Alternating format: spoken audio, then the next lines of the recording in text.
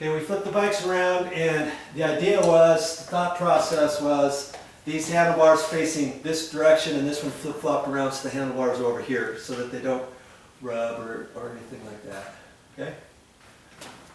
There you go. I've got one more to do. So I've got to figure that out. I have to get it right over the SUV over there. So I'm going to do some measuring. Then I'm going to pull the SUV out of the way, drill my holes, put the bike up there, pull the SUV back in here, and get done with this project. Easy! You can do it too. I'm just an average Joe. Remember that. You can do it too.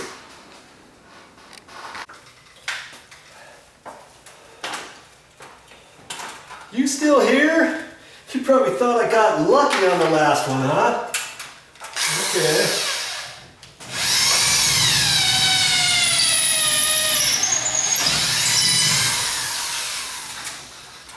Let's just see how lucky I got.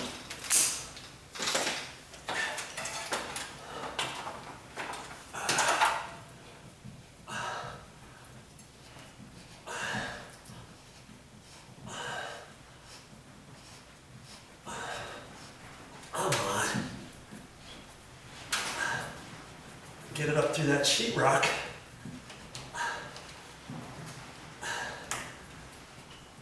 Now obviously all garages don't necessarily have sheetrock ceilings, so then it's a little bit easier to figure out where the joists are, or the rafter, trusses, what have you. Okay. I think that's good. Look at that. It's facing that way. That's looking really good. Okay. I think that's it. Look at that other one. Yeah, that's about, I've got it screwed in plenty. I could probably do pull-ups off of that. You know, bikes are only so heavy. Okay. So make sure it's firm and sturdy. All right, let's get this last bike up there and call it a day. See, I just wanted to show you what that looked like above the car. And see, in a pinch, I could put another bike right next to it, to the left, 2 foot over to hit the next truss, and it still wouldn't hit the windshield of the SUV. Then I could put one above this other van.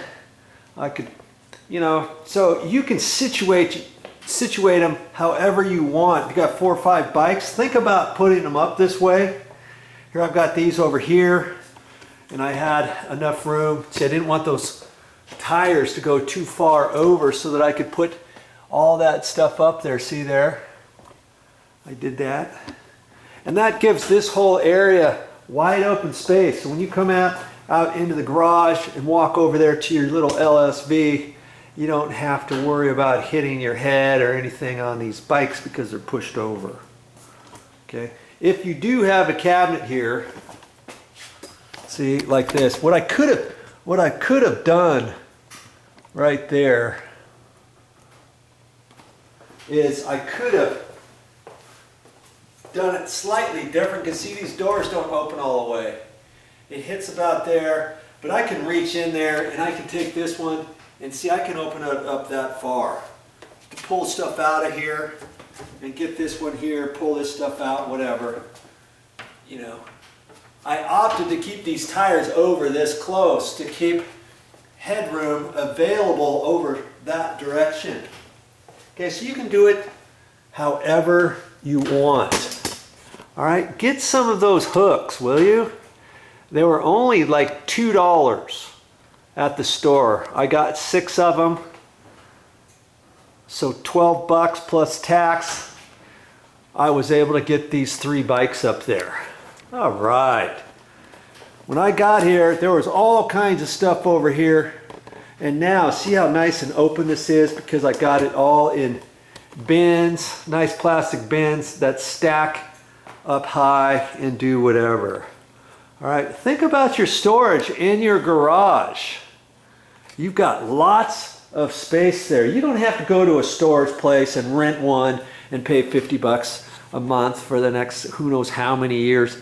think about getting your garage in order.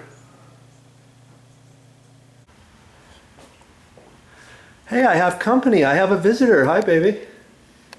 Hi. Wow, you don't look like you're ready to help me with these bikes, but we're going to be doing something else, aren't we?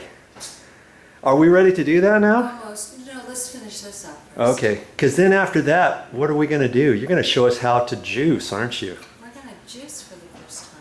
Yeah, for the first time, we got a cold press juicer, and she's got everything ready for it. We got a little recipe we want to share with you. Hopefully, it's going to be good for our juicing experience. That's coming up, so if you want to see that, check that out. It'll be on my channel soon.